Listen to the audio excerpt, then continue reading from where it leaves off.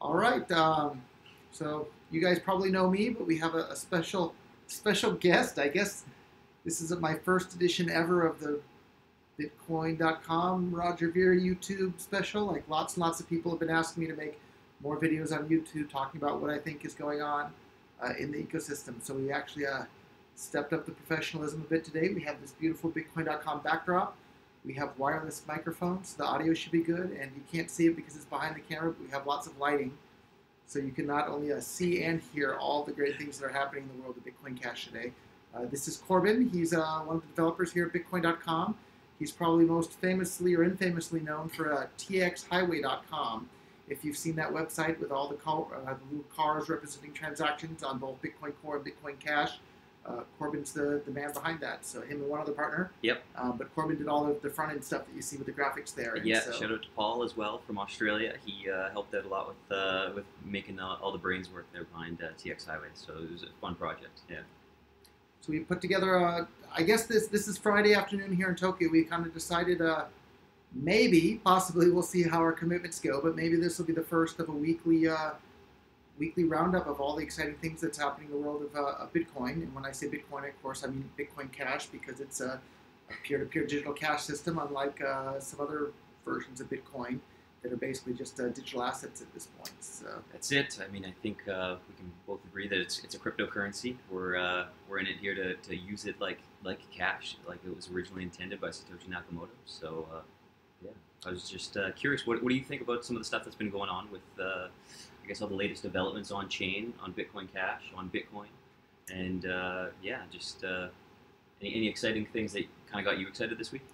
And there's a lot. You have quite a list that you've printed up here that we can Yeah. talk about. That is, you're hiding it off screen, but here Yeah. it is. He has a list of things that we can talk about, because I feel like all the development and exciting things that used to be happening on top of Bitcoin and all the old OG Bitcoiners now have come. The majority have come to Bitcoin Cash, and they're building on top of Bitcoin Cash. And you have quite the list of things that are happening here. So. Well, I think that was kind of the cool thing that we're seeing is that the community is actually kind of galvanized around this idea of creating things that actually people want to use on chain, and this was the original reason why I got into Bitcoin, was that it was fun. There was people were coming up with these new ideas that they could put on chain, and as soon as Bitcoin Core started labeling everything spam, it stopped being fun. Bitcoin became this serious business, and I think most of the development, or at least the brain drain for developers, all ended up moving to other projects, moving to Ethereum, moving to some altcoins. And but a lot of them sure have come to Bitcoin Cash. Yeah, everyone's coming back around. We're seeing a lot of the old guard come back. Even just this last week, Gavin Andresen posted on memo.cash, which is an on-chain censorship-resistant open protocol, kind of a competitor to Twitter. He had posted that he was excited to kind of see it. He said, "Censorship-resistant open protocol Twitter sounds good to me." So I mean, you're seeing some of the old guys that were into the idea of on-chain scalability come back and actually using some of the tools that people are building. Yeah, actually, maybe now is a good time to give a shout out to Gavin.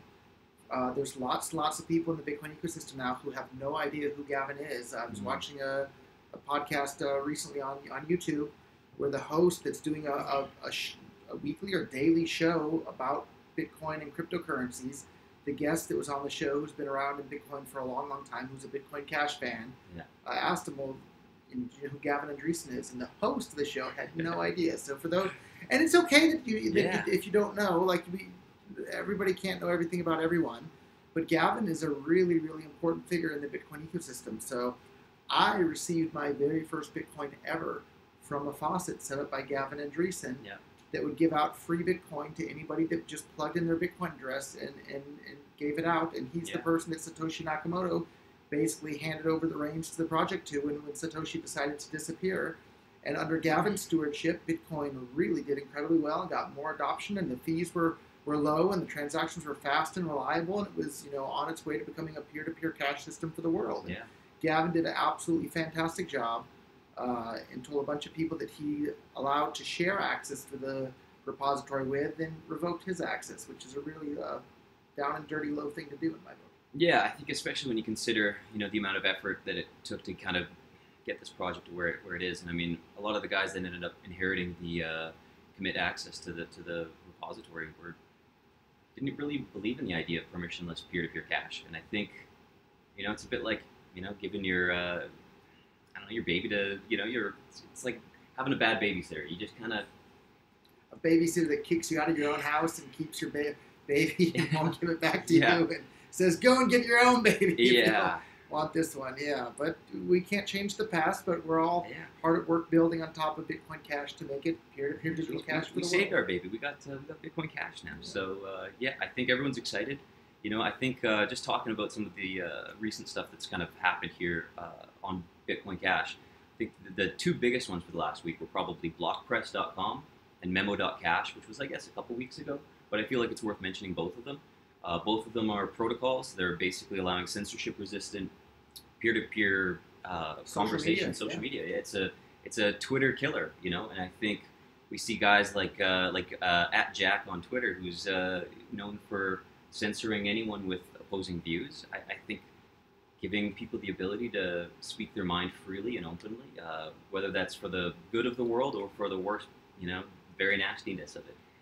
Let a light shine on all of it. I think people need a platform where they can speak their mind, and I think we're seeing this especially in the United States with a lot of the concern over the First Amendment and a lot of the concern over what people are able to say and speak about online, and this allows people to speak without obstruction from some government, from private entity. It's its own thing, and I think opening up these protocols to allow other people to create apps and create these web applications that use the protocol, it's exciting stuff.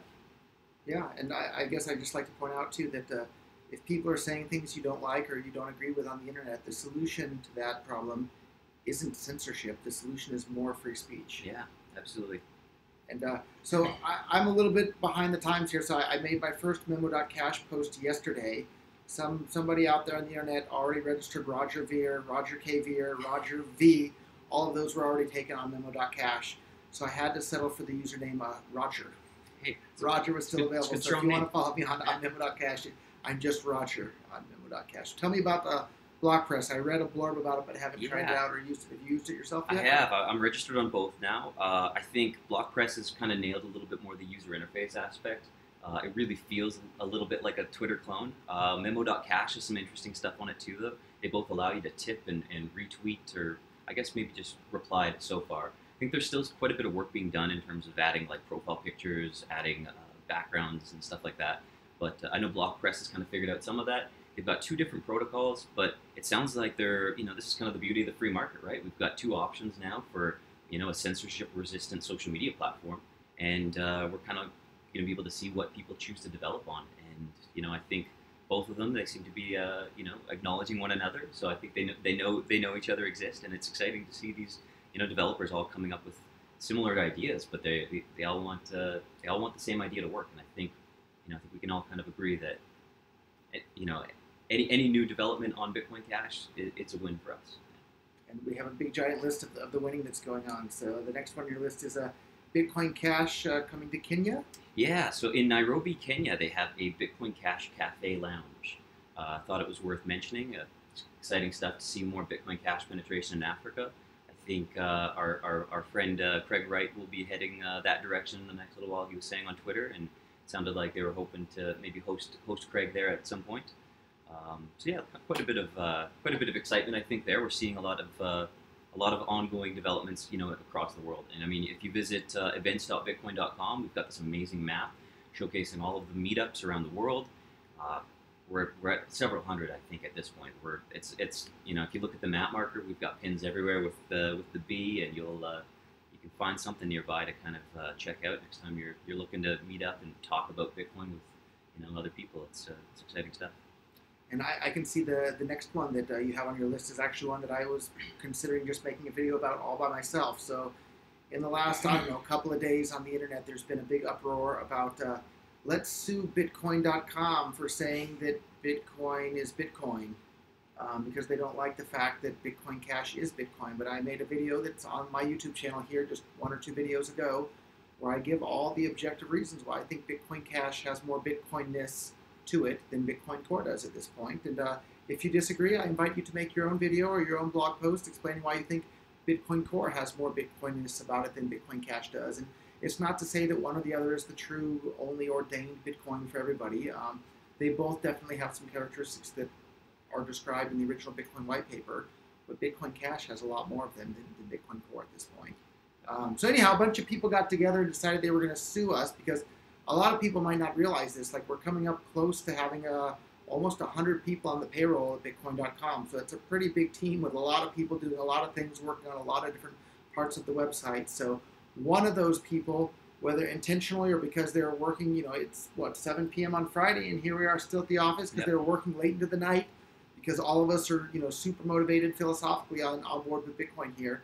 Somebody somewhere, either on purpose or an accident, on the Block Explorer, they listed Bitcoin parentheses BCH, and then they listed Bitcoin Core parentheses BTC. And apparently that really pushed the buttons of a lot of people on the internet. Yeah, I think what we're seeing is, we saw it on Twitter, the cry bullies in action. These guys who are kind of coming online and without much, they're not adding to the conversation. They're just, we're seeing, these awful little troll comments, especially anything you tweet, you're just a bit of a magnet to the craziness that kind of finds itself to the Bitcoin Core camp. So I'd actually like to thank them, though, too. So, like, a couple of these people got together on the internet, had a Telegram chat channel where they were discussing all of the inaccuracies on Bitcoin.com, where we referred to Bitcoin BTC here and BCH there, and the picture didn't match this or that. So thank you guys so much for the free quality assurance testing of our website. We were in your Telegram group watching every comment that you said, and busy fixing all of these things on our website to make our website even clearer to the world why Bitcoin Cash is useful as peer-to-peer digital money for the world, and why Bitcoin Core is just some sort of science project at this point. So thank you guys for helping improve our website, and keep the advice coming. We'll continue to improve it as things go. Couldn't say it better myself. Yeah. I think other cool things that were kind of happening this week. I think Chris Pacia from Open Bazaar had a great little tweet. If you support a community which deletes tens of thousands of comments which express a dissenting opinion, don't talk to me about misleading newcomers. And again, that was in reference to this potential Bitcoin.com lawsuit where they claimed that we were misleading newcomers. Look at what's going on. And if anybody who's not aware of what's going on within the Bitcoin ecosystem, go on Google and search Bitcoin censorship and look at the literally deleting tens of thousands of posts on our Bitcoin, banning thousands or tens of thousands of users, basically just manipulating the entire Bitcoin ecosystem. And I made another fantastic video, I'll put the link in the comments below, talking about the effects of censorship on the Bitcoin community. It's really shocking when you realize what's happened to our community because of the censorship. So, and now all these people that either intentionally engaged in the censorship or intentionally turned a blind eye to it, they're claiming that by Bitcoin.com is misleading new users by just giving them all the facts and explaining the differences between Bitcoin Core and Bitcoin Cash. So get over it. Yeah, I mean, I think the whole idea of misleading newcomers, it's thrown around, between these two different, the small blockers and the big blockers. It's a little bit too crazy. I mean, we saw on Bitcoin.org, you could make the argument that they were misleading newcomers for years there, saying it was fast, nearly free to send, and they ended up having to edit some of the front features. Page of Bitcoin.org, and if you watch the original video describing Bitcoin, it's describing Bitcoin Cash. It's not describing Bitcoin Core. Yeah, absolutely. So other news, I think some other cool notable tweets. Naomi Brockwell on Twitter: I won't succumb to censorship through intimidation. It's a good, powerful tweet. Yeah, she was right here in this office on Saturday, and I did an interview with her that she's going to post online at some point, and apparently when people got word that she filmed that interview, they were saying, don't even post it, don't do anything. And if you disagree with the things that I'm saying, go and make your own video or your own blog post and say why I'm wrong. And name calling, saying Roger Vere's a felon. Yeah, I'm a felon, but that doesn't mean the things that I'm saying aren't true. And calling Bitcoin Cash things like Bcash or Btrash, that's not an argument against Bitcoin Cash either. So you should have logic and reason behind whatever it is that you're saying, rather than just a bunch of name calling. Yeah, couldn't say it better. I think the other cool thing that was kind of shared around on Twitter, it made it to the top of RBTC, which is the real Reddit Bitcoin. Don't bother going to the other one. The other one's censored. It's completely filled with censorship. You'll get banned for even mentioning Bitcoin Cash. There's a you can even buy your own T-shirt now banned from our Bitcoin. We've all seen a lot of the hysterics in action over on that side, and I miss that Reddit community. It was a great It community. used to be wonderful before the censorship started. It was awesome. As soon as it got censored, though, it kind of, yeah. Imagine that. Censorship doesn't make the world a better place. Yeah.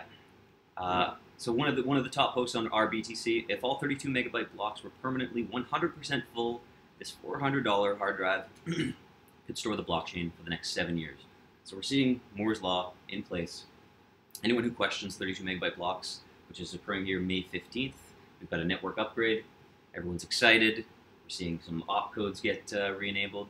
And when people start questioning the idea of scaling on chain, saying, well, why do we need 32 megabyte blocks? And how is this going to work? I mean, we can see it right now. You can get hard drives that'll keep the blockchain alive and well for years to come. And right here in the office that we're sitting at in Tokyo here, we have a 2 gigabit up and down internet connection. It's $35, $32 US per month for that connection.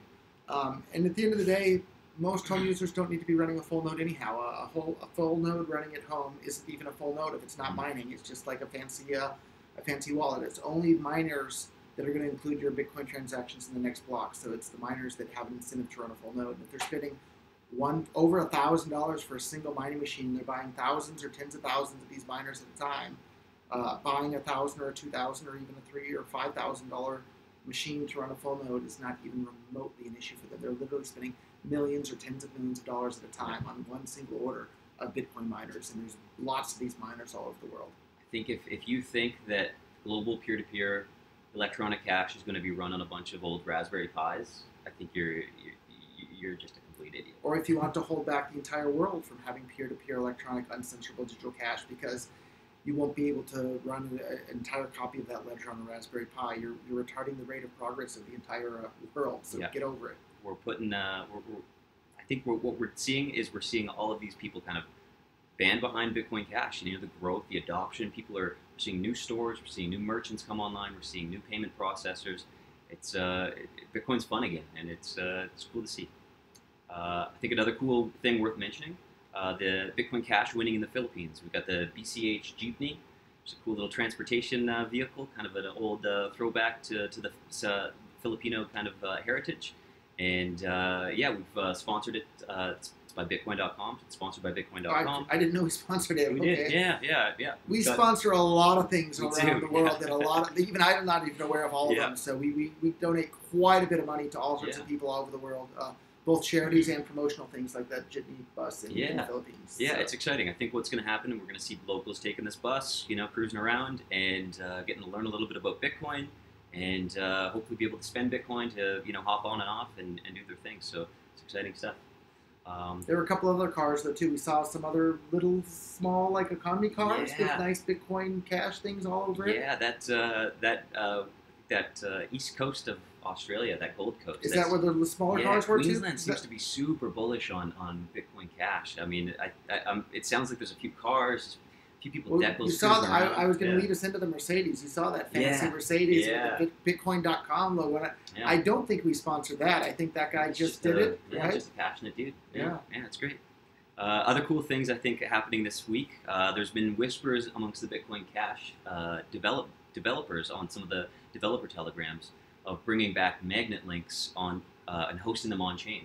So the idea is you would have a censorship-resistant torrent tracker that would allow people to share anything from Linux distros to whatever the heck you want. It's exciting stuff. I mean, we've seen some problems with the Pirate Bay. So when all these magnet links get launched on the Bitcoin Cash blockchain, like we can go and post on memo.cash, Pirate Bay, lol. Exactly. Yeah, exactly.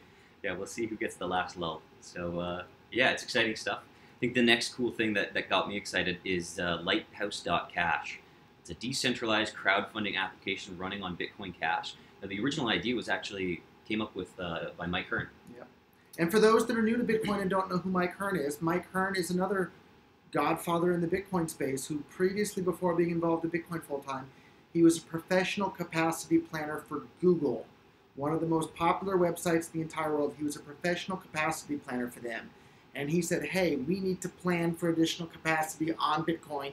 Here's how you do it. So him and Gavin Andreessen, who we mentioned earlier, did everything that they could to allow Bitcoin to scale to be digital cash for the world. And the thanks that they got for it were the same sort of attacks and just horrible treatment by people on the internet who didn't want Bitcoin to be cash for the world. And I guess I have a little bit thicker skin than either of those guys had because I'm still around and I haven't given up. And I'm sure Mike and Gavin for sure is still keeping an eye on things. But man, they tried to make the world a better place, and a bunch of people on the internet attacked them for it. So one of the ideas, though, that Mike Hearn had was this Lighthouse project that I remember thinking, what an amazing tool to like crowdsource all sorts of things and fun projects where everybody gets their money back if the project doesn't come to fruition, and you don't have to have any central point of failure or control for the whole thing. Mm-hmm. And now that project's busy coming back on Bitcoin Cash, not on Bitcoin Core. Yeah, I mean, we've got room to scale, we've got room for these new ideas to just show up, and you know, this is the cool thing is you can experiment, you can try, you can build some cool stuff on Bitcoin Cash. Sorry, money dregs. It's exciting stuff. We're seeing developers get behind this whole idea of on-chain development. You know, for instance, the other big one over the last couple of weeks was Bitbox. It's basically a command line interface tool, a little software development kit that allows developers to quickly spin up and start developing local projects on-chain and coming up with new ideas, getting people to use React on-chain, getting people to use, you know, just finding new ways to kind of build ideas on Bitcoin Cash, and quite a bit of work went into it. Yeah. The Bitbox. What is there? Bitbox.earth. .earth. Yeah. So go take a look. If you're a developer, go to Bitbox.earth, and they built all the tools to make it super easy for you to build on top of Bitcoin Cash. Gabriel Cardano, great work, man. Yeah, you're doing great. And I think the last one, not sure if you want to bring it up, but it made me laugh. So I've been around Bitcoin since 2011, and I think people started yapping about the Lightning Network in maybe 2013 or 14-ish, and it's been a while now.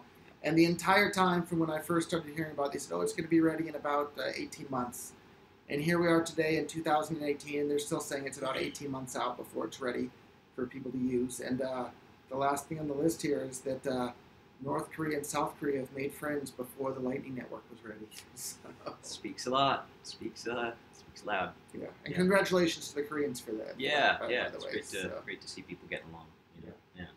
But all in all, very eventful week, or you know, I guess that was kind of a couple weeks just to kind of catch up. Yeah. If this goes well, if we get enough likes on this video, maybe we can come back and do this next Friday and kind of see where things have kind of progressed from over the next week. I'm sure we'll see some new projects popping up on Bitcoin Cash and some other kind of notable tweets and little Reddit posts and things like that. But, and I meant to put together a list of things that I want to end every single episode with mentioning. So number one, our Bitcoin is completely censored. Number two, go to free.bitcoin.com to get some free Bitcoin Cash. We will send about 10 cents worth of Bitcoin Cash to anyone anywhere in the world that has a Twitter account that's older than about a month.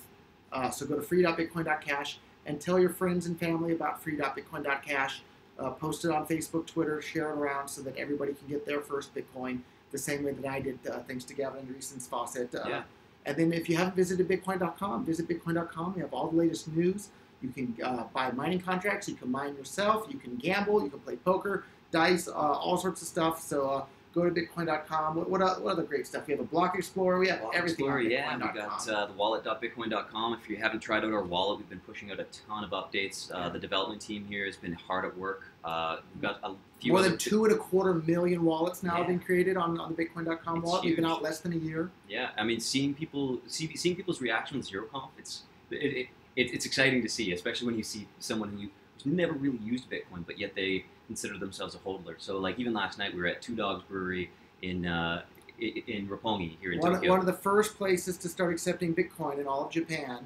They now accept Bitcoin Cash. Yeah, and seeing people purchase beer on-chain beer, it's great. It's, you know, we're just a quick, $9 beer. It's super tasty craft beer. And I suspect nobody used Bitcoin Core last night. I didn't see anyone use it. No. But you know, it's funny seeing people's eyes light up when they see that green check mark light up on the wallet when they receive that ZeroConf, and you're able to just walk away drinking your beer, knowing that it's going to get added into the next block no matter what. It's what Bitcoin was meant to be used for, right? It's a cryptocurrency, not crypto storage of value or whatever the hell else you want to call it. Yeah. So if you haven't used it already, use it, whether you're new or professional like. And then let's give a shout out. Earlier today we had Kimchi. Kimchi Socks. Kimchi Socks. Does he have a website? You're going to have to Google it. I don't see it on here. Google kimchi socks. kimchisocks.com. Kimchisocks.com. They make Bitcoin-themed socks available. I assume you can put Bitcoin Cash on the website. I have to assume he's probably a very smart man. Yeah. So anyhow, that's our first edition of our weekly Bitcoin Roundup, and hopefully we'll start doing this every Friday if that works for you. Hey, absolutely. Sounds fun. Okay, thank you all, and visit bitcoin.com. Tell your friends, tell your family. Bye-bye.